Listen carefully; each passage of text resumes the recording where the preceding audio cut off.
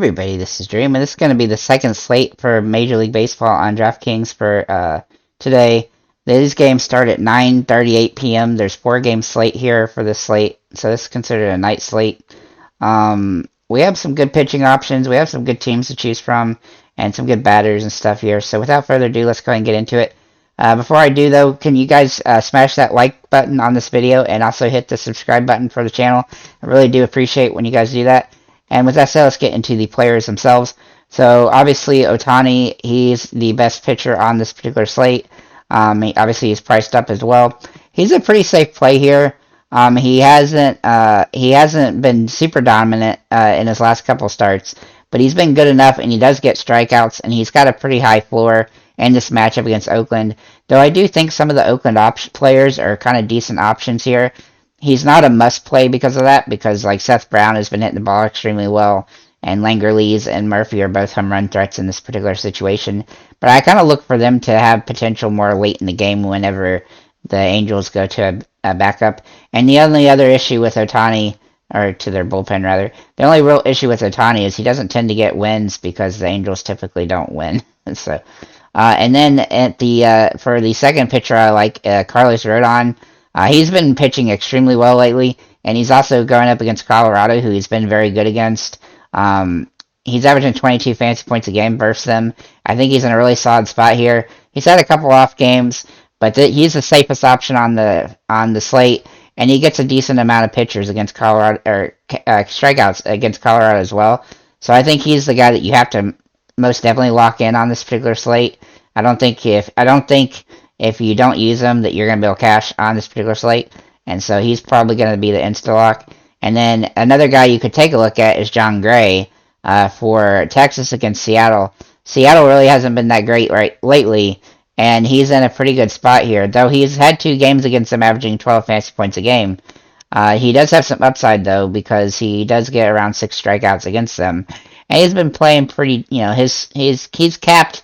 He's not a 30-point guy on this particular slate, but he is a guy that you could take a look at. The only other guy you could really take a good look at is Andrew Heaney. I don't love him here, but he's been pretty good against San Diego. The real issue with him is that he's not going to actually start this game.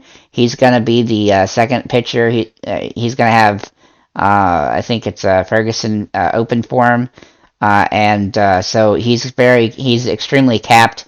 And so while he's a pretty decent pitcher in a good matchup situation, he's very not ideal based on the reality of the situation. And then I will mention Cole Irvin too.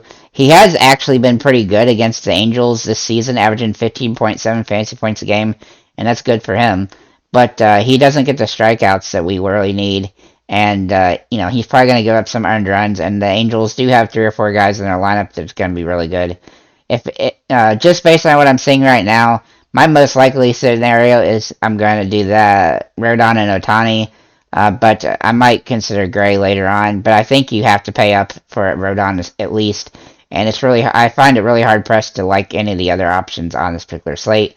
When I look at the other, when I look at bats, I look at the Dodgers and Oakland and San Diego, and even a little bit of San Francisco are the top options when it comes to, the teams that you're going to throw guys in here at. So it's really hard to, you don't really want to roster a pitcher when you got like 3 or 4 batters that you're potentially going to utilize in your lineup.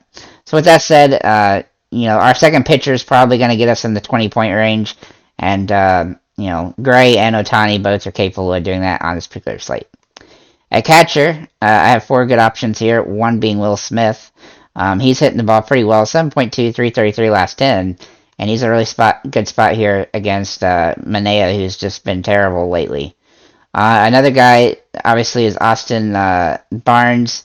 If he does play instead of Will Smith, he's probably going to be the guy I go with, simply because he's so inexpensive, and he is averaging 7 fantasy points a game and hitting 313 over the last 10.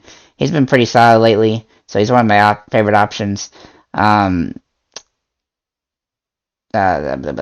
he go? Okay, and then Shea Langerlees for Oakland. He has some upside in this particular matchup. He's been pretty good against the Angels this season, and I actually like him in this particular situation, though he is pretty boom or bust. But he's hitting the ball well lately, so he's somebody to take in consideration. Obviously, if you use Otani, you probably want to try to avoid him. And then, of course, also Sean Murphy, where'd he go? For Oakland as well. He's hitting, his batting average has really dropped off recently, but he's still in a good spot here against the Angels, and he's been hitting, he has home run potential in a game like this. At first base, Will Myers is my top option for the San Diego against the Dodgers. He's averaging 7.3 the last 10 games, and I think he's in a pretty solid spot here. Not a big home run threat, but he's still getting fantasy points because he's getting hits and stuff.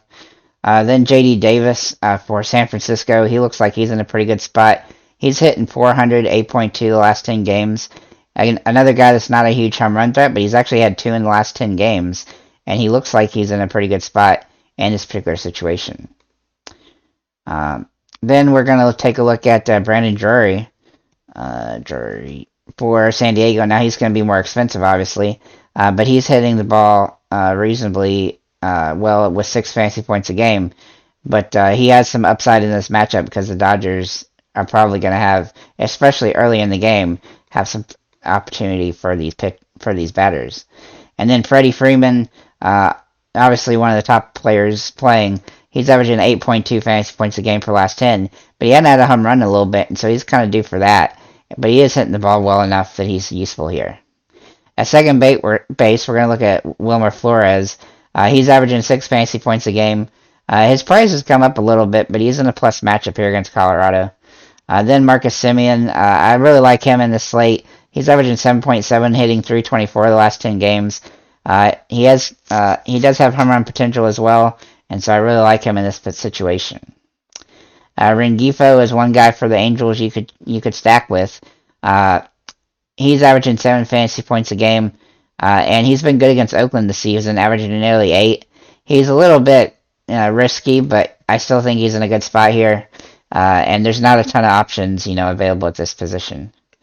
And then Thairo Estrada for San Francisco. He's averaging 8.4 the last 10 games. His price has come up, but he is somebody that I think is pretty safe. He's also averaged 10 fantasy points a game against Colorado.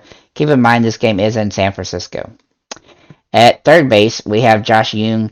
Now, I haven't mentioned him for a little while because he hasn't been hitting the ball that great, but he's had a couple of home runs the last few games, and he finally seems like he's hitting the ball decently, and this is a nice plus matchup for him, so he's somebody you can take in consideration at a pretty inexpensive price.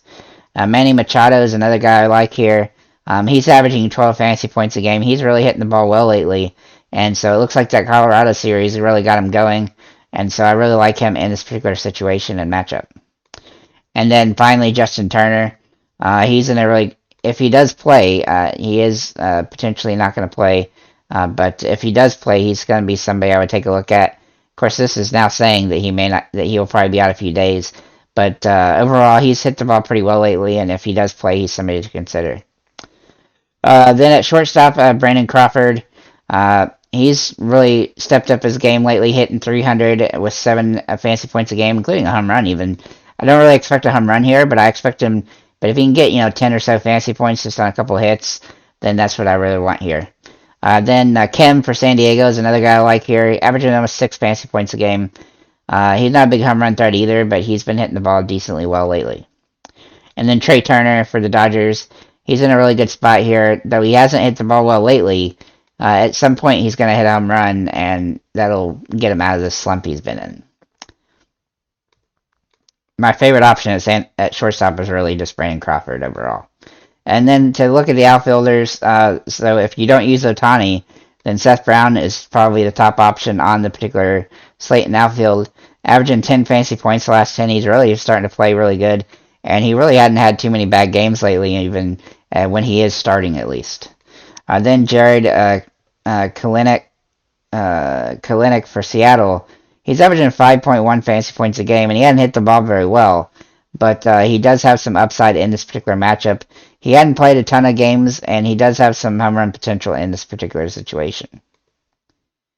Then we're going to look at Tony Kemp.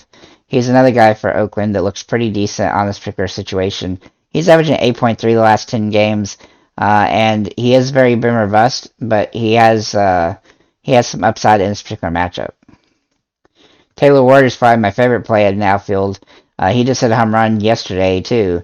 But he's averaging almost 12 fantasy points lately. His price is just too cheap for his production. And then Mike Yastrzemski for San Francisco. I really like him, averaging 8.4 the last 10 games.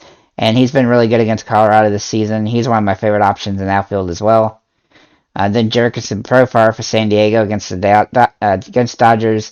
He's averaging 7 fantasy points a game. He hasn't been quite as consistent, but he's still got some upside in this particular matchup. And then finally, last but not least, Mike Trout, who's averaging 9 fantasy points a game. Obviously, his price is extremely expensive, but I think he's in a good position here and potential to have another home run. And he's just wanting to finish the game. He's probably trying to get to 40 home runs on the season, I bet. So with that said, I think it's a pretty solid little slate, even though it is tiny. Your pitching is really going to help you make or break the slate, depending on who you utilize. I think you have to use Rodon, and you got to look at Ohtani and Gray as your top options. With that said, thank you guys for liking, commenting, subscribing. If you have any comments or questions, feel free to leave them below in the comments. And have a nice day, guys.